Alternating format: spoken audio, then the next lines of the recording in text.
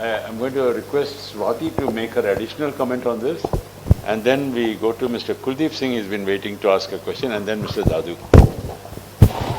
So, I just wanted to caution one aspect that is for basically all of us is that BharatNet is, a lot of it has got rolled out and will continue to get rolled out. See, at one level, that's a brilliant achievement, but I think there is a gestation period of time for adaptation of services, and we have to,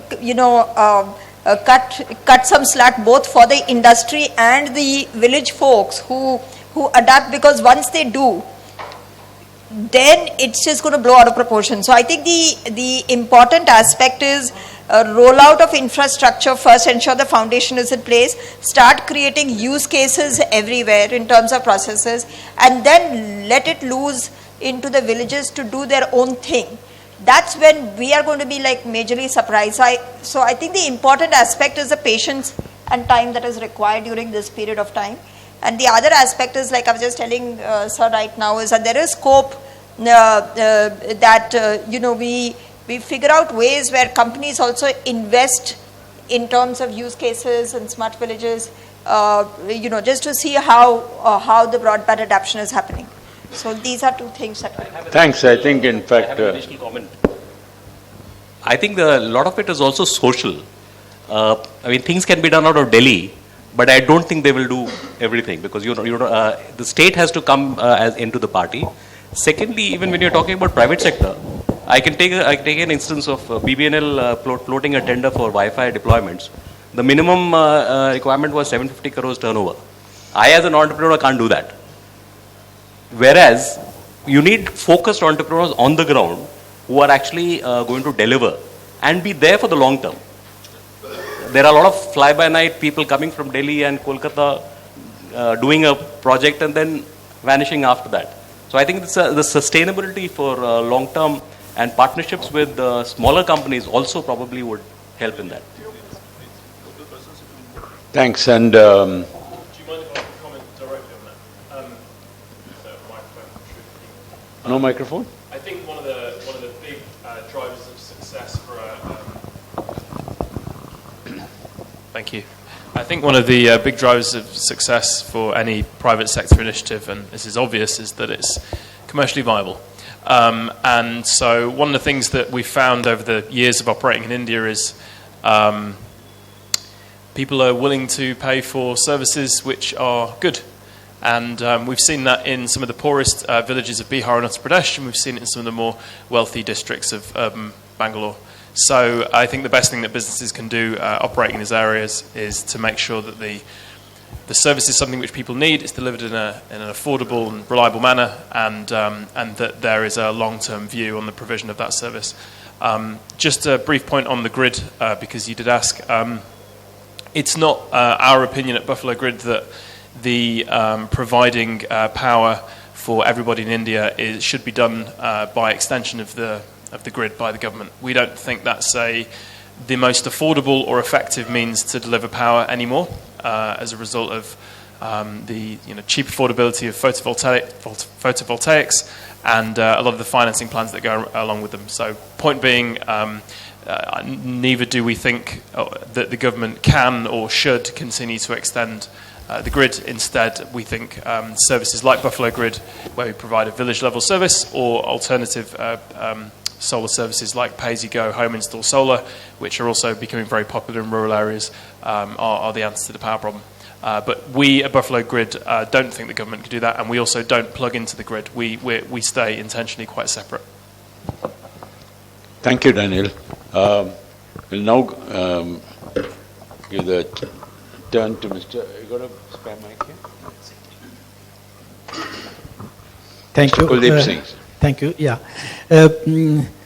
Actually, the affordable access and affordable devices are most important, and a lot of things are being done in this direction. But like you very rightly said, Mr. Ramachandran very rightly said, and it also came out that services and content, they are also they are actually going to be the thing for the rural areas.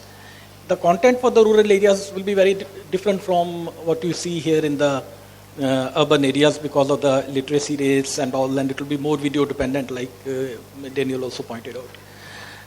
My question is that whether we have done any studies as to what kind of content is required in various parts of the rural areas, or is there any need for a study to look at the content?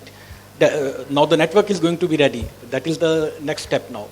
And the second question, which partly Mr. Daniel has already answered, which Mr. Daniel already mentioned about the willingness to pay on part of the. Now, corporate social responsibility and the government subsidy is one thing, but many of the villages, they do have the potential to pay if they get good this thing. Many of them are very prosperous also. So not all are, totally dependent upon subsidies. Whether any willingness to pay studies as they were done in the US, I know it was done for the farmers when the broadband was being taken to the villages. Willingness to pay study was done from the farmers, that how much they are willing to pay. So whether such a study is required to be done, now it is high time in Indian this thing also. I doubt any such studies have ever been done, that what are the willingness to pay on the part of this thing. So these are the questions which I throw to the panel. And also for Daniel, I want to ask you one thing, that now in the power sector in India, the generation, more than the generation, the transmission is a bigger problematic area. Generation has, in the last few years, a lot of capacity has been added, and there is a lot of, now, many states there are sufficient, power sufficient now, or going to be power sufficient very soon. But the transmission remains a very big challenge because of transmission losses, and the reliability actually comes from transmission. We see, especially in urban areas, if you see power outages, it is not because of the lack of generation, but it is because of the transmission problems. So do you have any comments to make about that, or any, you can share any experience in that regard? On that last aspect, I'd request Mr. Jadoo to probably, by virtue of his experience, to also chip in after Mr. Fogg. Would you like me to answer first?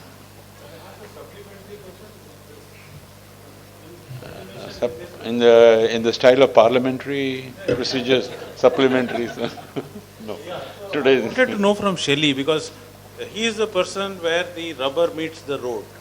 So we are all talking about affordable access. So I was very curious, what is the kind of billing which a normal rural Indian can afford? We are all talking about affordable. If we have to put a rough number per month, what will be considered affordable? So just on the point about transmission, yes, it's a big problem, and that's why distributed systems are better, because the transmission distance is a couple of 100 meters. It's not, 50 miles. The point about affordability, there was a recent study done by Facebook and Bloomberg in sub-Saharan Africa, but also covered India as well, and it indicated that somewhere between about 15 and 20% of monthly spend on connectivity, so that includes the device, the data, the voice, and power, goes specifically on power.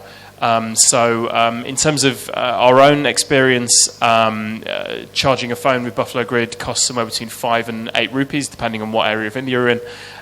People charge regularly, so typically we see every sort of 2 to 3 days. Again, we're in areas where we don't replace the grid, we complement it. So when the grid is there, people will charge from the grid, and when it's not there, they'll charge with Buffalo Grid. As a result, we've seen typically people spending between sort of 50 and 100 rupees a month on our service, and those are areas where the average villager monthly income is around 5,000 rupees. So yeah, that's just good. But yeah, I mean, the point being, like, if services are quality, then people are willing to pay for them. If the service is analogous to a government service, which is flaky and which has typically been provided due to subsidies or for free, then the feeling is that whether it's internet provision or otherwise, it should be free as well.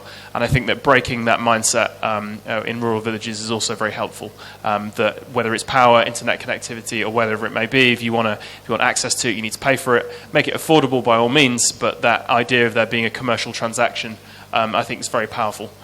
If you give things away for free, people tend to value them less. Yep, right. That's very true. Yes, Mr. Dalit. From the perspective of a former Secretary to Government of India, I have 4 questions for Mr. Agarwal. Number one, you mentioned about 1.03 lakh GPs being enabled by optic fibers. You are also aware that we have 77 ministries in the Government of India.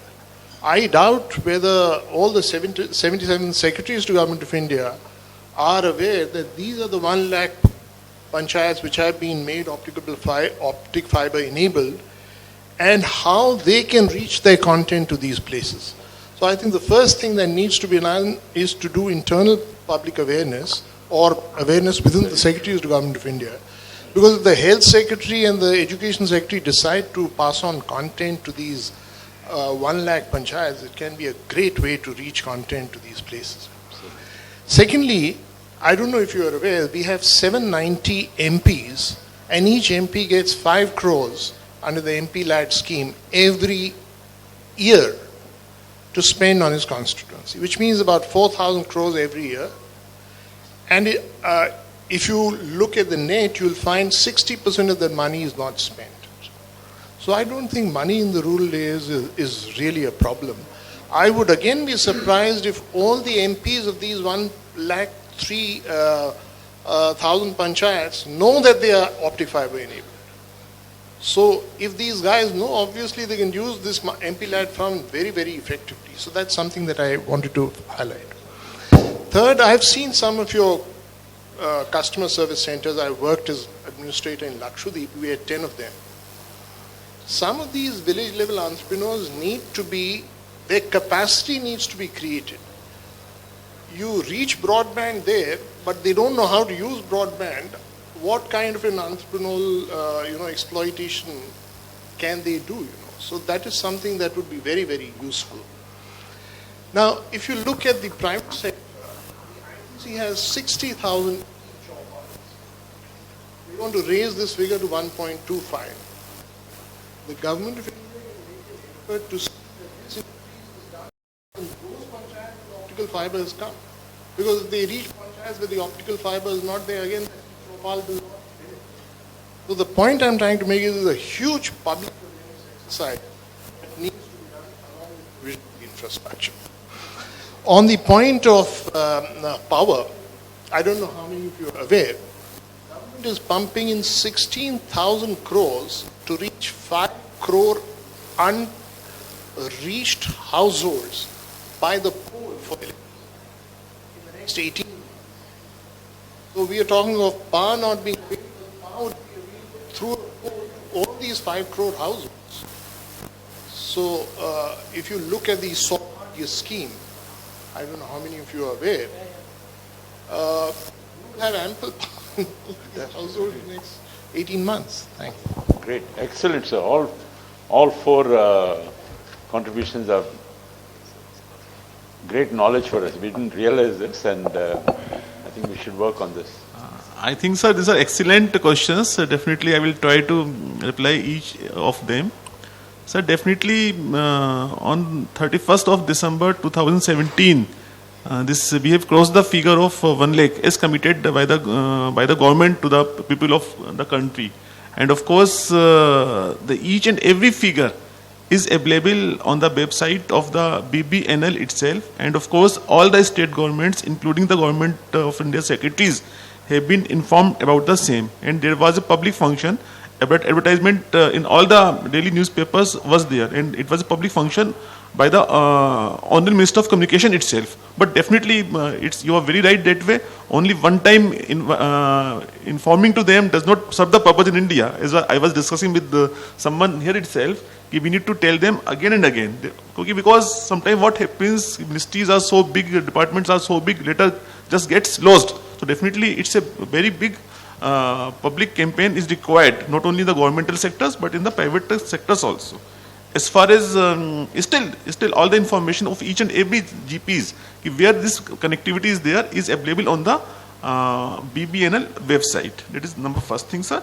And as far as MPs are concerned, department, as sir, you are very well aware, definitely standing committees are there. Parliament standing committees are there. So through parliament standing committees, MPs are made aware ki what is what, where are the facilities available and how we can make best use of these facilities. Recently, I was a part of that committee meeting where all the committee was chaired by the chairman of Mr. Anurag Thakur, and it was informed to them that we have covered all these GPs in this fashion, and this is our plan. And of course, we understand that as a part of the public parliament standing committee, they are further proliferating the same. But of course, there may be issues, there may be challenges, as already pointed out by Swati, because these fibers are being laid for the last 2 years, 2.5 years. Of course, installation has been completed. Once we say ki it is the service ready GPs, it means ki we have one time made it ready. But definitely once we go for providing the services, there may be some gap of providing the actual services and the service ready. Because in case if I provide the service, I make them ready right now. But in case if you ask service tomorrow, then in some cases, some 5% cases, gaps may be there. So that is the second part of the question, sir. And of course, as far as e-Chopals and other private engagement with the private agencies are concerned, so definitely central government, Department of Telecommunications, including and of course under the chairmanship of the secretary, they are heading this project and going state to state to tell them ki what we have done, what type of involvement we want from them. And in the second phase, rather, sir, the first phase was done with the help of the BSNL, BBNL, and the Power Grid. But in the second phase, 8 states are the partner in this project. Fully, rather, these projects have been given to those states only, to these states only. And basically, for the services, for the operational, for the maintenance, those states are responsible.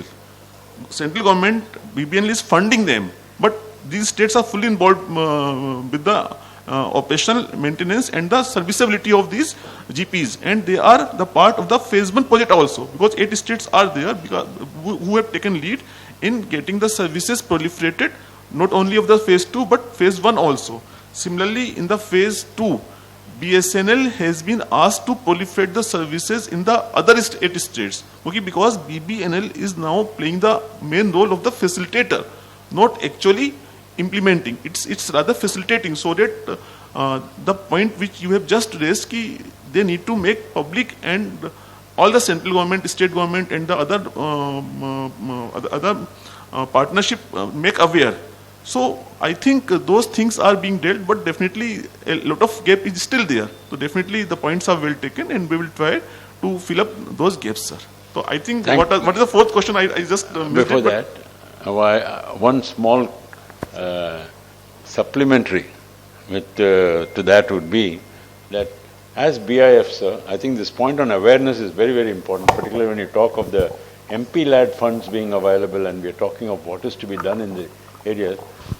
Although we may be talking to committees and talking to secretaries, etc., I can bet my bottom rupee that what Mr. Dadu said is right. Most of the MPs may not be aware that their villages have got that. I think as BIF, I would request Anil to organize a program for parliamentarians where we convey some of this officially through your involvement of Power Mr. Dadu. Sure, sir. Most of the MPs are not able to spend the money because they don't have feasible projects. Exactly, I know that. Right. So if you create a project for them and say that 10,000 households will get this broadband connectivity and all the they'll get the votes, they'll do it immediately. They will just shoot off a letter to the DM, and the DM actually has to execute it. They just have to shoot off a letter saying this is the amount of money that I'm giving. 100%. I think this is a very, very... Just a minute, sir. Basically, what, sir, you are trying to say, it is not the matter of connectivity. Connectivity is there. Sir, basically, right, for just providing the actual services, we need to have some other equipment also. We need, suppose computer is required, we need terminal is required, we need solar panel is required at the premises from where we want to provide the services. So, and in case if we want to provide the e-school, we want to provide the e-education, we want to provide the e-health services. So for that purpose, a separate ecosystem has to be developed, which I am insisting since my initial remarks. Okay, an initial ecosystem has to be developed who can just come out with a business plan. Yes, this is my plan, how I am going to make best use of this connectivity, which is already made available by the government. That's what he's saying. Yes, Sir, yes. he's saying MP lads. If I were an MP, I'd say give me 2 crores out of my 6, I'll put up a scheme saying that I want to provide these e-services to the citizen of that village. So, sir, So that is that will become the business sir, plan. that is what I am saying, na, sir. Yeah. Everything cannot, but of course, definitely your point, sir, is well taken. Definitely, government will try to chip in and how to see to it, how fast and how best it can do it. But definitely, here private entrepreneurs and okay, because in case if some case study is done, some business model is developed for a particular place. So definitely, even MPs can fund in the private entrepreneurs business model also. It is not required कि only for the government. Not only government. Should chip I'm in. saying that can be Yes, yes. for- So I think your proposal is very right. कि in case if BIF Yeah, we'll do chips in, something. yeah. We'll Yeah. take it up. Yeah, once, BIF work on a case study, let's say in the northeast itself, we are willing to be part of that. Happy to do anything for broadband.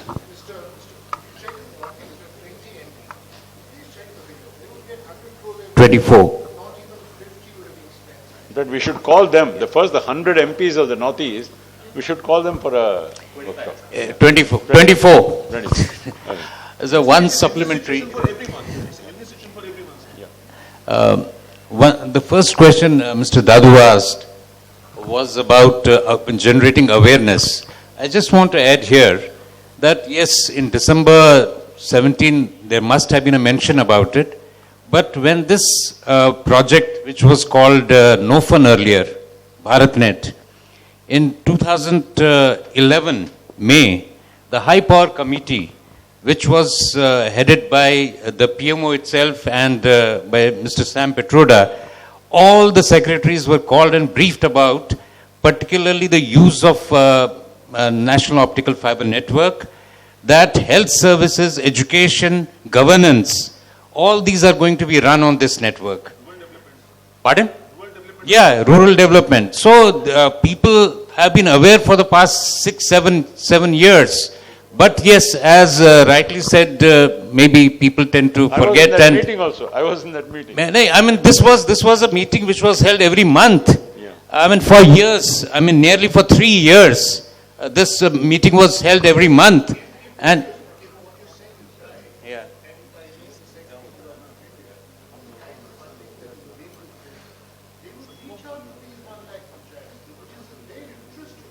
Yes, sir. Yeah, what I meant to say, awareness is there, but I don't know, there's something else which, yeah. I think we are 20 minutes behind time. Any comments, Yeah, Arun? How much time do we have? How much more time do we have? 1 o'clock. You know, we are 20 minutes exceeded, but can I take 5 minutes more? Okay. Yeah, Last 2 questions. Just one question. It's for Kevin. You know, you mentioned rightly that the mission statement of Microsoft underwent a change after Satya Nadella took over. And last year also, we had a delegation from Microsoft here in July 24th, wherein we discussed about how, we can reach the rural areas with applications. And there was a suggestion we had made over there that there are many Microsoft products, including some like for the visually challenged people, which Microsoft has developed. For example, they can be put on a cloud infrastructure so as to make them affordable further in developing nations, because nobody can afford that single, device, because all the intelligence is built into that. And the cost of the device is anywhere between $2,000. So if we want to take it to developing world like India and Africa, so we need to look at solutions wherein people can really afford it. So for that, I had given a suggestion that we could have cloud infrastructure. We had written to, a senior director of Microsoft. He had come here. So, Paul.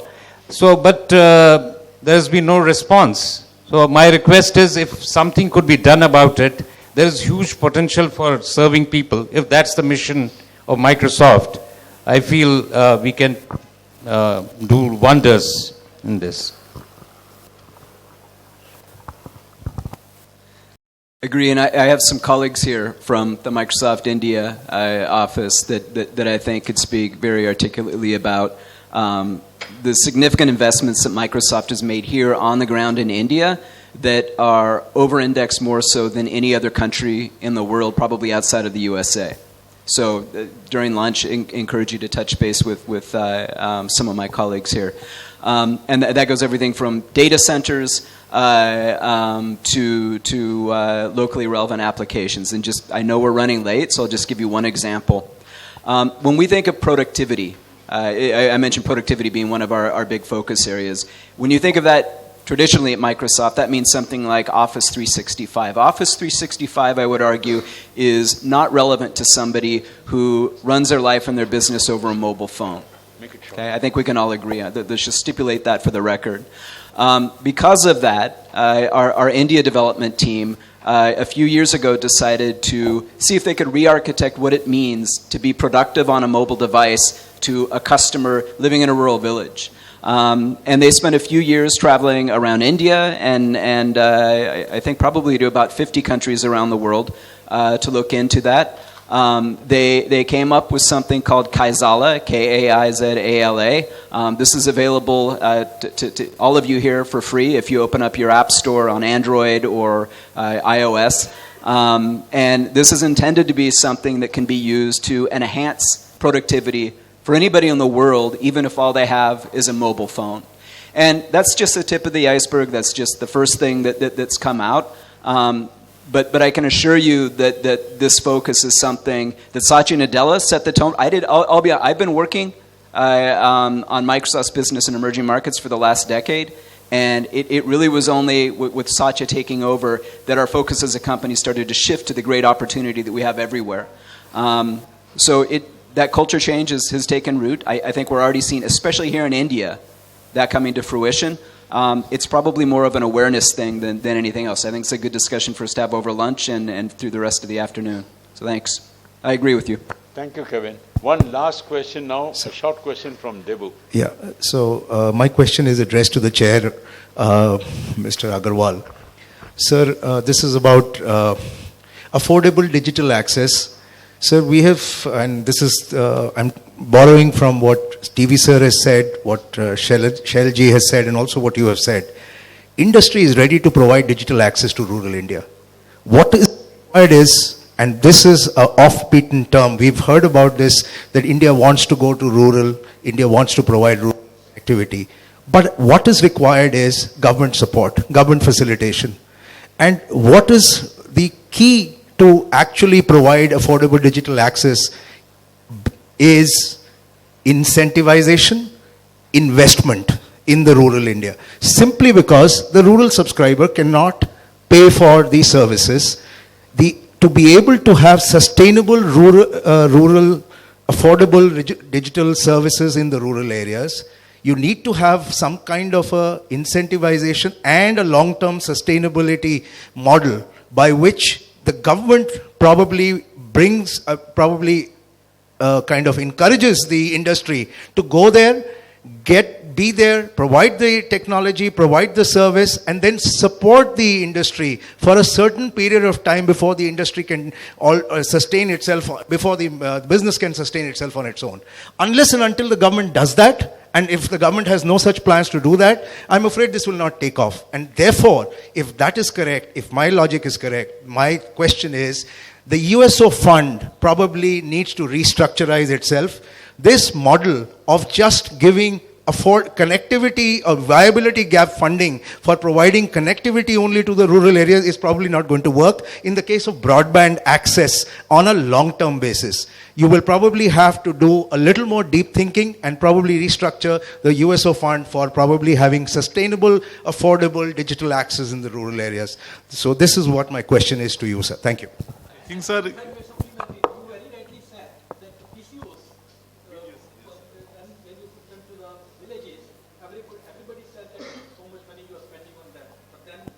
result which you can see today. And if now replicating the same thing, if you take cyber cafes, for example, into the villages where the connectivity has reached, and use the USO fund probably to create these cyber cafes, probably we will see the replication of what happened in the PCO. In fact, time. what he is saying is only to initially spur it. I mean, after that it'll, once Then the thing, concept is yeah, established, it will only keep you on- require you require a critical mass. Once you reach the critical mass, then it will automatically, there will be a chain reaction and it will take off. If I may add, along with incentivizing capital and investment, there is also a need for enabling a predictable regulatory environment as well, so that digital service providers can score and they have some predictability regarding the investment, that their investment are in safe place and they can gain some, and it is commercially viable for them as well. So we have seen like it requires a lot of interdepartmental coordination between TRAI, DOT, WATI and other departments which are essentially are looking to fuel this digital economy. So is there any way forward? I think, sir, we are talking of the same thing. I think you have given the answer itself of the question, Joybo. Basically, once you said that okay, we need to restructure the USO fund, definitely it's required to be in the DOT because I am just a officer over there, and of course it has to be a decision taken by the government, not only Department of Telecommunication itself. So definitely, I think BIF has given some important inputs to the ministry in telecom policy. So something needs to be done as far as restructuring of the USO fund is concerned. So point is ki restructuring can be done. My point is ki once we create USO fund for incentivizing the rural folks, what my initial thoughts were that, of course, those are my very, very personal thoughts, not in an official capacity. Once, in case it be mandate the service providers to proliferate the rural broadband, to proliferate the rural services, and that too can be done by by giving them the cheaper spectrum at the cheaper prices. We can have two type of spectrum pricing, one for the urban area, one for the rural area. 700 megahertz is a very good for the rural areas, and definitely in the initial phase, even I personally met this TRAI chairman and just said, sir, why don't you recommend the different pricing for the rural spectrum? So that was there's maybe so many other schemes also that way this may be incentivized.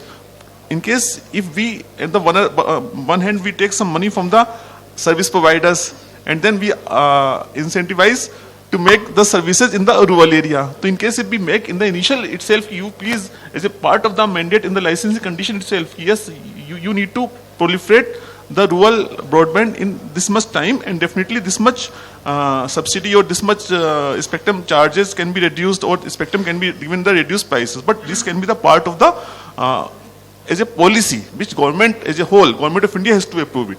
So these are my initial thoughts as far as this thing is concerned. But as far as broadband proliferation services and the affordability are concerned, sir, so I think, sir, Dadu sir has very pointed out that one time these things can be done.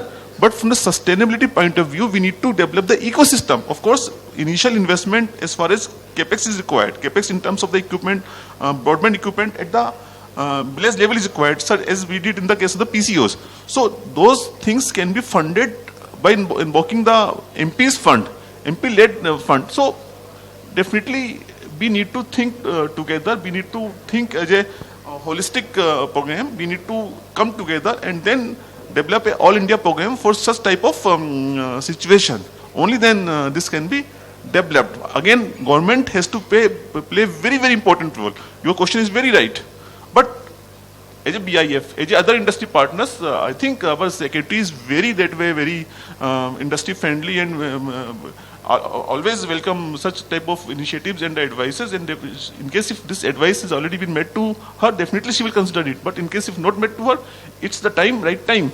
We make such advice. The takeaway is, yes, right, make a formal detailed proposal to the government so that they can act on it. And so of course we can personally intervene, we can personally request. I am part of the committee, we can just say yes. We'll do that, sir. Yes. And no, I think rest is offline because we are running seriously behind schedule. with your kind permission, I'd like to conclude it, but concluding will be by the chairman. I request him to make a very short conclusion. I think, sir, we have already concluded it. There is no more conclusion required. The only point is that yes, you need to take it away to the secretary. Yeah. Whatever